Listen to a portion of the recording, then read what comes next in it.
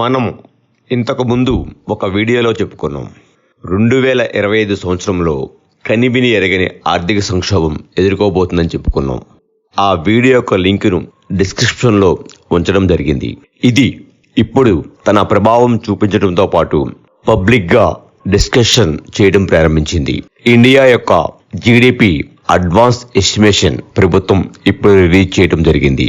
దీని ప్రకారం గత 4 సంవత్సరాలలో కంటే తక్కువగా భారతదేశం యొక్క జీడిపి 6.4గా ఉండబోతుంది అని కేంద్ర ప్రభుత్వం అనౌన్స్ చేయడం జరిగింది. అంతకు ముందు సంవత్సరంలో 2023-24లో ఇండియా యొక్క జీడిపి 8.2గా ఉంది.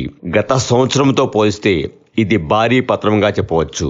ఫైనల్ రిపోర్ట్ మార్చి తరువాత విడుదల కాబోతుంది. ప్రస్తుత పరిస్థితులను బట్టి అది ఇంకా తగ్గే అవకాశాలు కూడా లేకపోలేదు. కోవిడ్ తరువాత ఇంత తక్కువ జీడిపి భారతదేశంలో మునుపెన్నడూ నమోదు కాలేదు. అది మనకు ఏమి సూచిస్తుంది అంటే ప్రభుత్వ ఆదాయంతో పాటు సామాన్యుడి ఆదాయం కూడా తగ్గడం జరిగింది.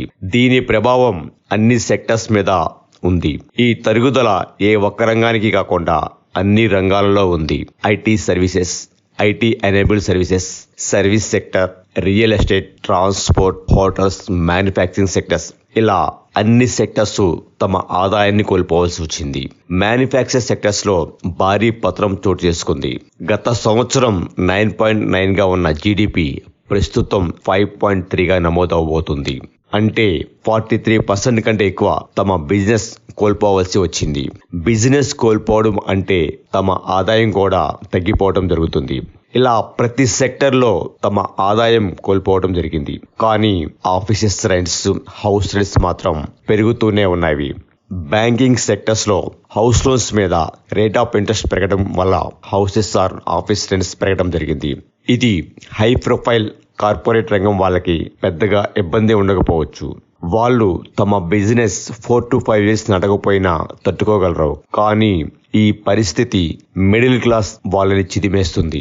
మన చుట్టుపక్కల ఉన్న చిన్న చిన్న కిరాణా షాప్స్ నుంచి readymade shops, mobile shops, electrical and electronics, hardware shops, hotels, computer hardware and services వంటి చిన్న చిన్న బిజినెస్ వాళ్ళు గత సంవత్సరం నుంచి తమ రోజువారీ బిజినెస్ లో 40% కంటే ఎక్కువ బిజినెస్ కోల్పోయారు. బయటికి చెప్పుకోలేకపోయినా భరించరాని ఇబ్బందులు ఎదుర్కొంటున్నారు. బిజినెస్ తగ్గిపోవడం ఒక పక్క ఉండగా రెంట్స్ అండ్ ఎక్స్పెన్సెస్ మాత్రం ఏడాదికి ఏడాది పెరుగుతూనే ఉన్నవి. ఇదే పరిస్థితి కంటిన్యూ అయితే తమ బిజినెస్లు మూసుకోవాల్సిన అవకాశాలు కూడా ఉన్నాయి. దేశంలో అన్ఎంప్లాయ్మెంట్ పెరిగిపోతుంది. డైలీ వర్క్ చేసే వాళ్ళకి పని దొరకడం కూడా కష్టమైపోతుంది. ఏ సెక్టర్ లోనూ న్యూ జాబ్స్ క్రియేట్ అవటం లేదు. ఎగ్జిస్ట్ అయిన ఎంప్లాయీస్ శాలరీస్ లో హైక్ ఉండటం లేదు. న్యూ జాబ్స్ రిక్రూట్ అయితేనే ఆర్థిక మాంద్యం పుంజుకునే అవకాశాలు ఉంటాయి. కొత్తగా జాబ్స్ వచ్చిన వాళ్ళే సేవింగ్స్ కన్నా తన అవసరాల కోసం ఖర్చు చేస్తూ ఉంటారు. ఆఫీస్ కి ట్రావెలింగ్ కోసం వెహికల్స్ పర్చేజ్ చేయటం, న్యూ హౌసెస్ పర్చేజ్ చేయటం, తమ పేరెంట్స్ అవసరాల కోసం గూడ్స్ పర్చేజ్ చేయటం, తమ కంపాటబిలిటీ లైఫ్ కోసం కావలసినవి కొనడం సాధారణంగా జరుగుతుంటుంది. అది మార్కెట్ లో మనీని రొటేషన్ చేస్తుంది. ఎగ్జిస్ట్ అయిన వారు ఎక్కువగా ఒక ప్లానింగ్ ప్రకారం ఈఎంఐల కోసం, ఫ్యూచర్ అవసరాల కోసం మనీని పొదుపుగా వాడుతూ ఉంటారు. కొత్తగా జాబ్ లో జాయిన్ వాళ్ళు తమ అవసరాల కోసం, కంపాటబిలిటీస్ కోసం వాడే మనీ ఎక్కువగా ఉంటుంది. అది మార్కెట్ లో మనీని రొటేట్ చేస్తుంది. అది అన్ని రంగాలను ప్రభావితం చూపిస్తుంది. మార్కెట్ లో మనీ రొటేషన్ జరిగినప్పుడే అన్ని బిజినెస్లు బాగుంటాయి. బహుశా 2025 ఏప్రిల్ మంత్ నుంచి ప్రపంచ ఆర్థిక పరిస్థితుల్లో కొద్దిగా మార్పులు చోటు చేసుకునే అవకాశాలు కనిపిస్తున్నాయి. ప్రపంచంలో జరిగే యుద్ధాలు ఎంతైనా ఆగవలసిన అవసరం ఉంది. అది ఆర్థిక మాంద్యాన్ని ప్రభావితం చేస్తాయి. కొత్తగా ట్రంప్ కెనడా మీద కన్ను వేశారు. ట్రంప్ వస్తే రష్యా అండ్ ఉక్రెయిన్ మధ్య శాంతి కుదురుతుంది అనుకునే వాళ్ళకి అది ఒక చేదుకులికే.